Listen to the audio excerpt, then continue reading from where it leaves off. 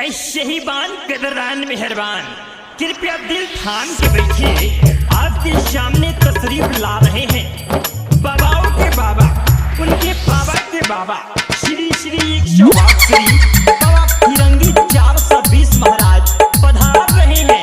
तो बोलिए प्रेम से फिरंगी बाबा की।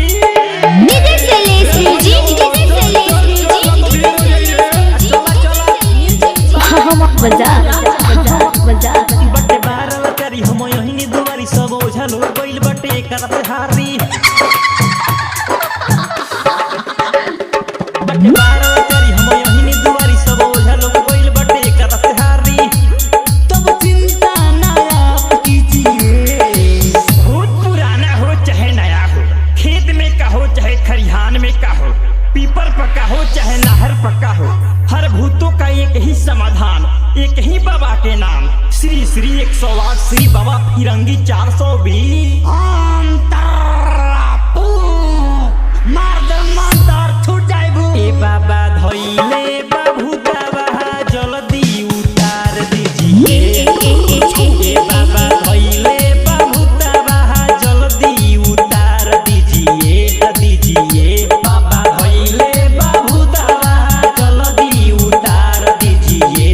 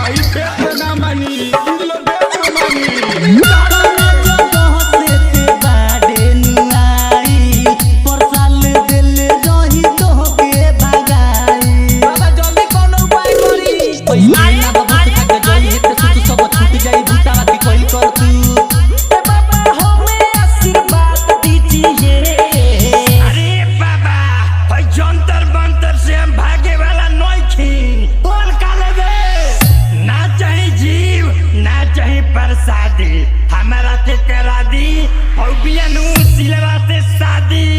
अरे सिलवा से शादी कर दे ते अपन मुंह ना देख ली हई ले हई जंतर मारतानी मानतर छू। ए बाबा धोइले बाबू दावा जल्दी उतार दीजिए।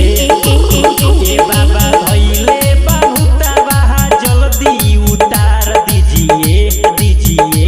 बाबा धोइले बाबू दावा जल्दी उतार दीजिए।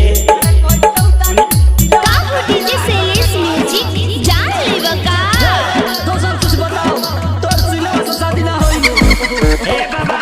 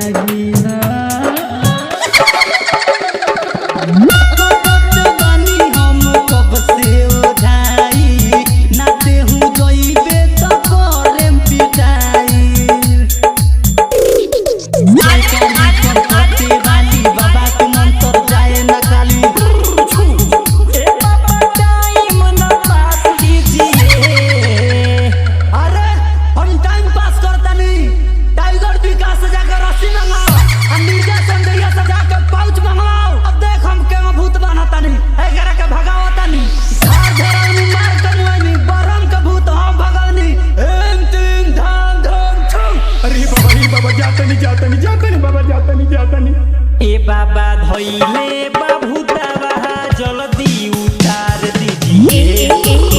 ए बाबा धोइले बाबू दावा जल्दी उतार दीजिए दीजिए।